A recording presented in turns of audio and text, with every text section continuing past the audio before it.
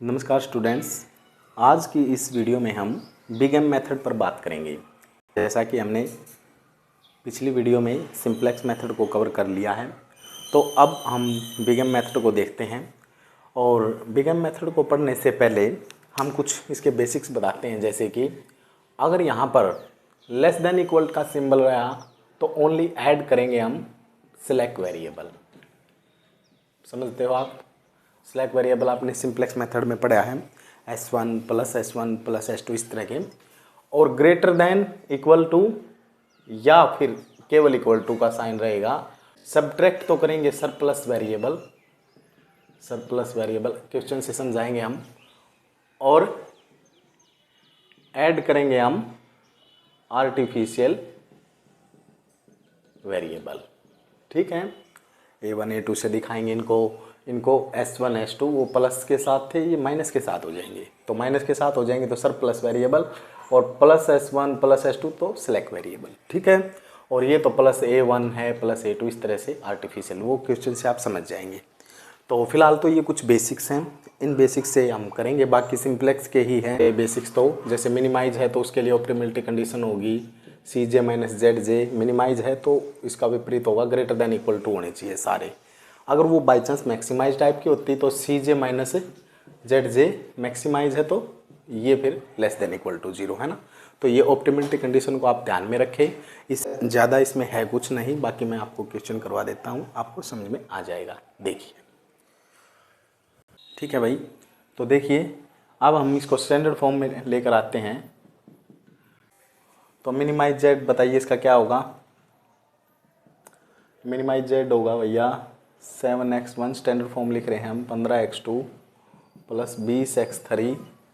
फिर आगे देखिए सब्जेक्ट टू कंस्ट्रेंट में क्या होगा, सभी ही यहाँ तो ग्रेटर देन इक्वल टू है। देखिए, ग्रेटर देन इक्वल टू के लिए सरप्लस वेरिएबल सब्ट्रैक्ट करना है और आर्टिफिशियल वेरिएबल को ऐड करना है। तो देखिए, तो इक्वलिटी में चेंज हो जाएंगे हमारे ये। तो 2x1 plus 4x2 plus 6x3। अब देखिए ध्यान से, सरप्लस वेरिएबल सब्ट्रैक्ट करो और आर्टिफिशियल वेरिएबल ऐड करो, इक्वल में आ जाएगा 24। सिमिलरली सेकंड में 3x1 plus 9x2 plus 6x3। और फिर यहाँ पर भी, यहाँ पर कोई s2 जो कि हमारा सरप्लस वेरिएबल है, और प्लस a2 जो कि हमारा आर्टिफिशियल वेरिएबल है। और फिर ये सारे x1 x2 x3 s1 s2 a1 a2 greater than equal to 0। यहाँ तक बताइए भाई, ये इसकी स्टैंडर्ड फॉर्म है।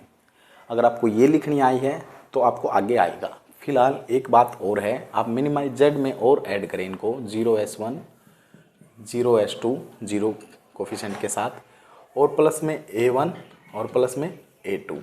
अब ध्यान दीजिए, बिग एम मेथड है तो यहाँ पर एक कैपिटल M वैल्यू देनी है आपने। ये क्या है कैपिटल M? कोई ये है मैक्सिमम पॉजिटिव वैल्यू। ठीक है ना, क्या है ये M? मैक्सिमम पॉजिटिव वैल्यू लिख देते हैं हम, आपको पता होना चाहिए। क्लियरली है ये सिंप्लेक्स, जैसे हमने सोल्व किया था वैसे ही सोल्व करेंगे, कोई भी चेंजेस नहीं है ज़्यादा इतने। तो आप सवाल समझे, आपको समझ में आ जाएगा। यहाँ तक बताइए। अब आगे देखिए भाई, इसके लिए टेबल प्रिपेयर।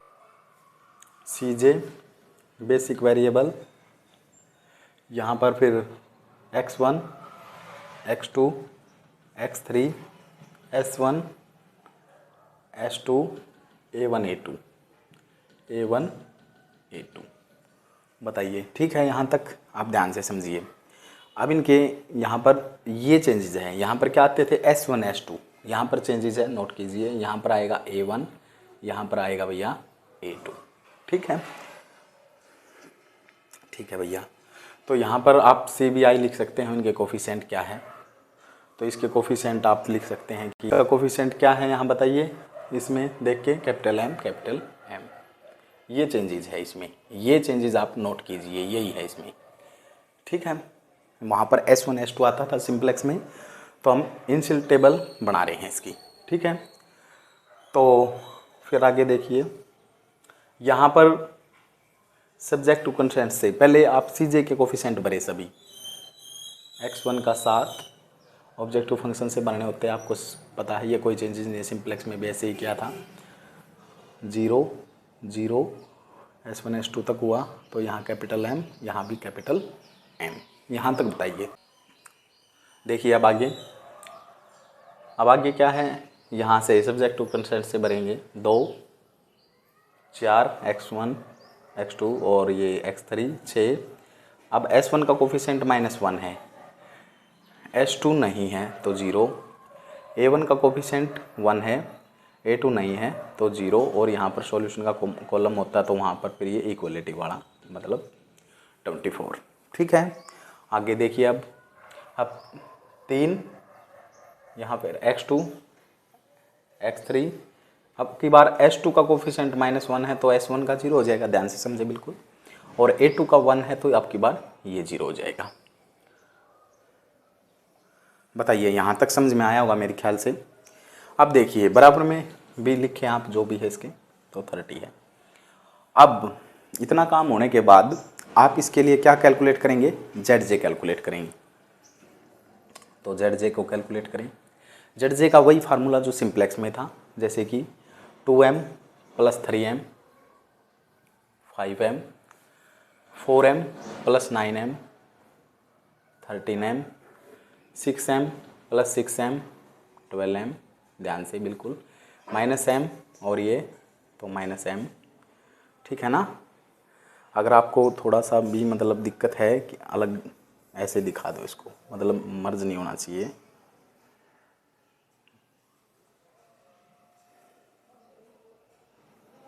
बताइए यहाँ तक ठीक है, -m, और फिर आगे देखिए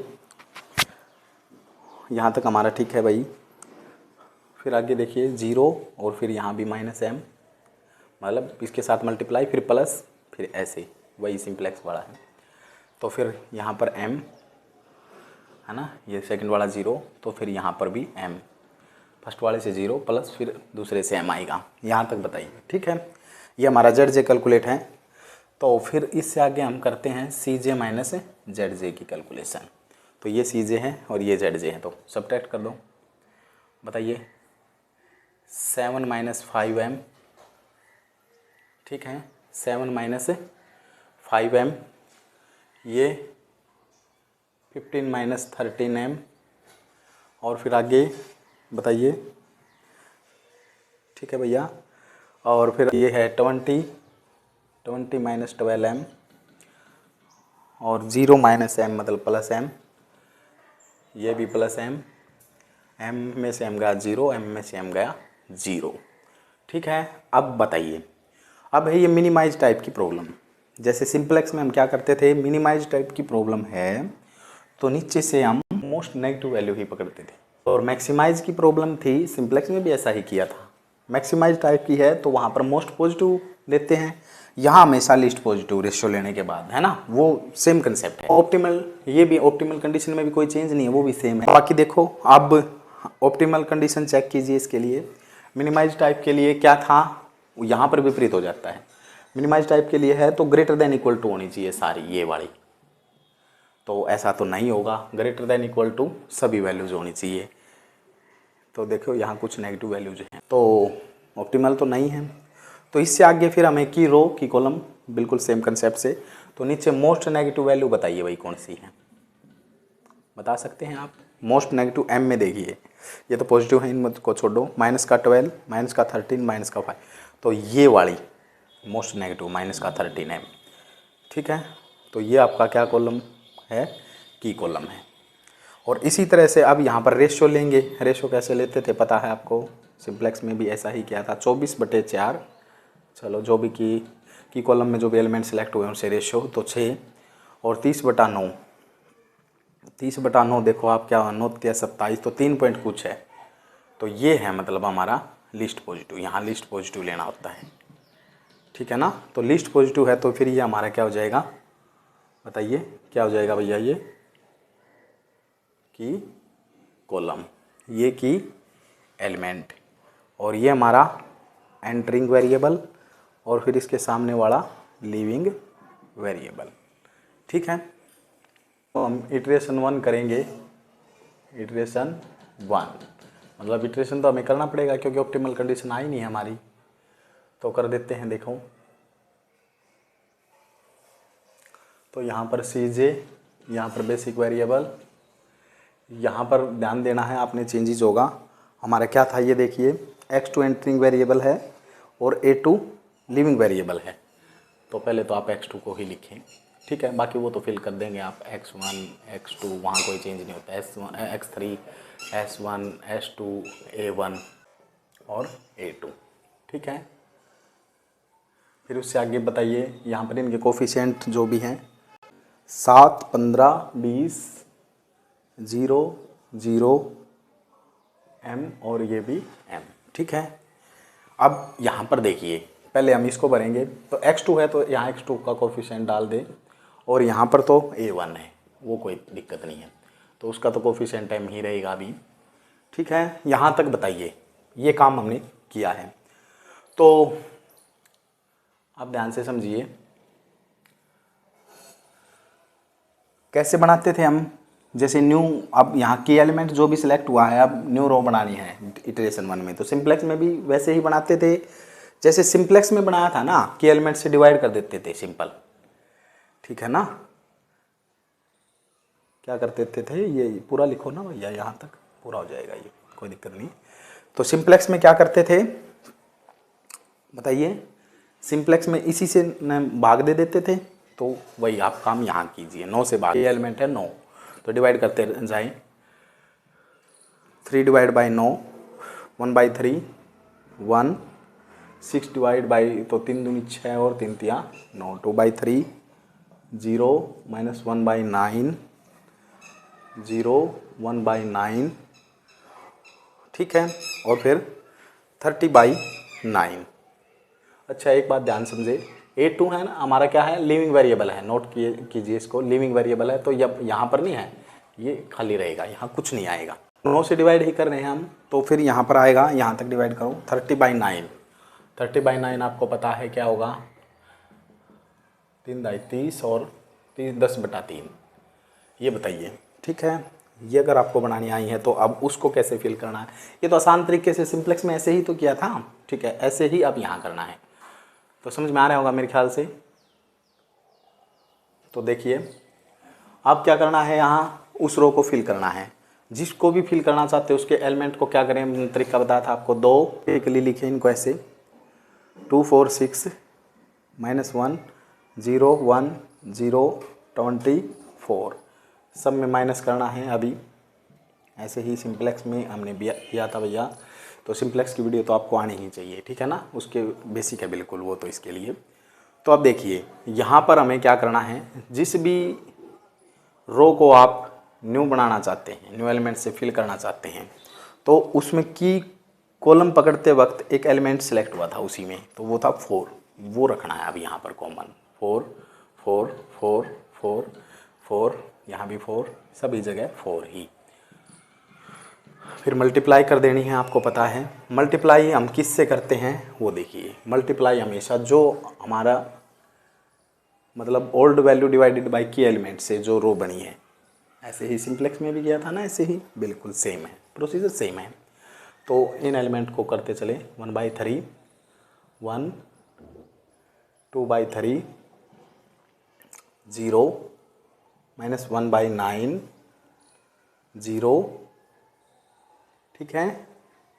और फिर क्या है भैया ये, अच्छा A2 हमारा लिविंग है, तो A2 का कोई चक्कर नहीं है, अब A2 का कोई चक्कर नहीं है, समझ में आ रहा है ना भैया, A2 तो हमारा लिविंग जा चुका, तो A1 तक था, और फिर उसके बाद 24 का है, 24 के साथ क्या आएगा, 24 के देखो 30, तो ये 10/3 आएगा, बताइए, ठीक है, वहाँ तो डैश आ जाएगा, कोई दिक्कत नहीं है, यहाँ तक बताइए, ठीक है। अब इनको कैलकुलेट करेंगे भाई, कैलकुलेट करें इसको, तो 2 ये हो जाएगा 4/3, तो 3 दूनी 6, तो ये आएगा 2/3, 4 में से 4 गया 0, फिर ये आएगा 6 -4 दूनी 8, तो 3 6 के 18, तो 10/3, ये 0, तो ये -1, ये माइनस का 4/9 है, और एक -12 भी है, तो 4/9 प्लस के साथ ये 1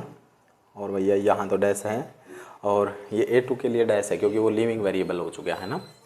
और यहाँ पर देखिए आप 24 और ये 10 चौका 40/3 में है ना। तो 24 या 72, 72 में से 40 घटा दें तो 2 3 तो 32/3। अब इन एलिमेंट को फिल कर दें वहाँ। 2/3 0 10/3 -1 4/9 1। ठीक है, ये लिविंग था, और ये 32/3। बताइए भाई, यहाँ तक हमारी टेबल प्रिपेयर हो चुकी। अब इससे आगे हमने ZJ को कैलकुलेट करना है। तो ZJ को कैसे कैलकुलेट करेंगे, वही सेम फार्मूला, इसकी मल्टीप्लाई फिर प्लस में इसकी मल्टीप्लाई। तो 2/3 देखिए 2/3 m और 15 × 1/3 मतलब कि 5।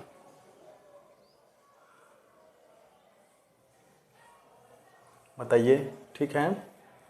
तो यहाँ पर देखिए अब ये 0 तो यहाँ पर 15 आ जाएगा, फिर इसके साथ 10/3 m, फिर प्लस में ध्यान से देखिए तो 3 पंजे 15 5 दूनी 10।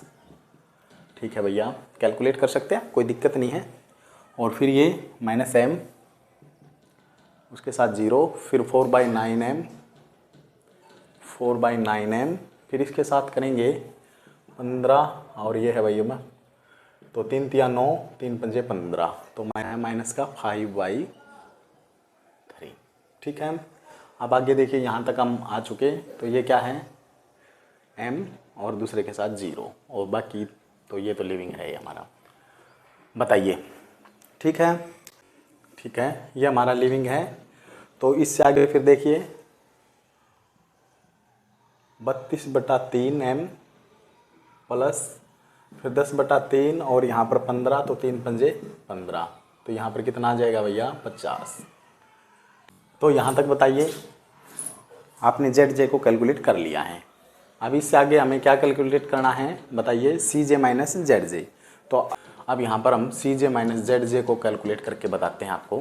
देखिए ये माइनस का आएगा है ना, हाँ ये इसमें से घटाने दोनों माइनस होएंगे। तो 7 में से 5 गई, फिर प्लस के 2 और फिर 15 में से 15 गई 0 और 20 में से माइनस का 10/3 ये m पहले मैं लिख लेता हूँ। 20 - 10 फिर वो हो जाएगा आपका पता है प्लस का 10।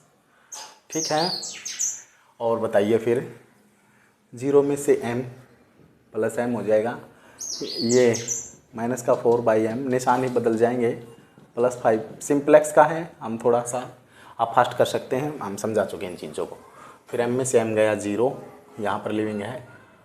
ठीक है, ये बताइए इतना समझ में आया है। अब आप चेक कीजिए optimality, CJ minus ZJ minimize type की प्रॉब्लम है तो सभी ग्रेटर देन, तो अभी भी यहाँ पर बहुत सारी नेगेटिव वैल्यूज़ हैं तो ऑप्टिमल नहीं है। तो ठीक है, तो आगे प्रोसीजर करना पड़ेगा। की कॉलम पकड़ेंगे, तो की कॉलम पकड़ने के लिए मिनिमाइज टाइप है तो मोस्ट नेगेटिव, मैक्सिमाइज टाइप होती तो मोस्ट पॉजिटिव। तो मोस्ट नेगेटिव देखिए यहाँ पर ये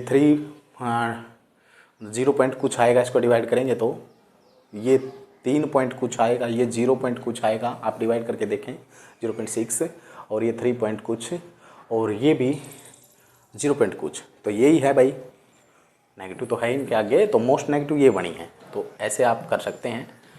तो मोस्ट नेगेटिव वैल्यू ये है, तो इसके सामने वह जो है हमारा वो है की कॉलम। ठीक है, अब यहाँ पर हमने लेना है भैया रेशियो, लीजिए रेशियो लेंगे 32/3 डिवाइडेड बाई 10/3 तो 3/10 हो जाएगा मल्टीप्लाई में यहाँ। तो 3 से 3 काटो, ये 32/10 मतलब 3.2 मानो आप, और फिर 10/3 और फिर 3/2, 3 से 3 तो ये 5। तो यहाँ पर लीस्ट पॉजिटिव वैल्यू पकड़नी है भैया आपने, लीस्ट पॉजिटिव आप बता सकते हैं ये है। तो इसके सामने जो एक की एलिमेंट है और ये अब के बार एंटरिंग वेरिएबल है और ये लिविंग वेरिएबल है। इसके साथ हम एक टेबल और बनाएंगे, आप इन चीज़ों को ध्यान में रखें और फिर देखते हैं।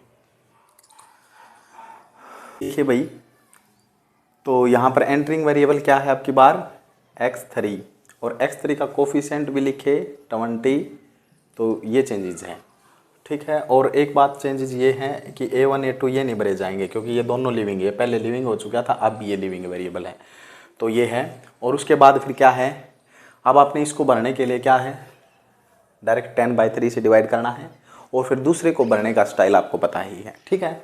तो इसको डिवाइड करेंगे और एक इसको कैसे भरेंगे, एक बार तो आप पहले को भरें। सबसे पहले तो 2/3 डिवाइडेड बाई 10/3/10, तो ये आ जाएगा 1/5। देखिए 3 से 3 कैंसिल, 1/5, फिर ये 0, फिर ये 1 और फिर -1 और फिर ये 3/10, तो माइनस का 3/10, ठीक है। फिर 4/9 और 3/10, तो 3 और 2 दूनी 4, 2 पंजे 5, तो 2/15 बताइए आप, ठीक है।